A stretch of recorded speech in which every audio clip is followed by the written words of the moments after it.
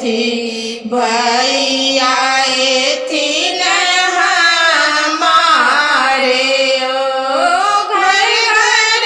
बहिन बाटे तकै छथी भैया एथिन हमारे ओ सबके भैया घर घर आउले हमरे चरल कपारे ओ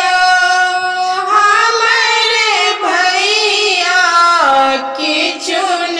जाने सुदिन लेलनि हमारे ओ हमरे भैया किछु न जाने सुदिन लेलनि हमारे ओ माय रहित थी भोरे भेजित थी भाभी पर में चंडाले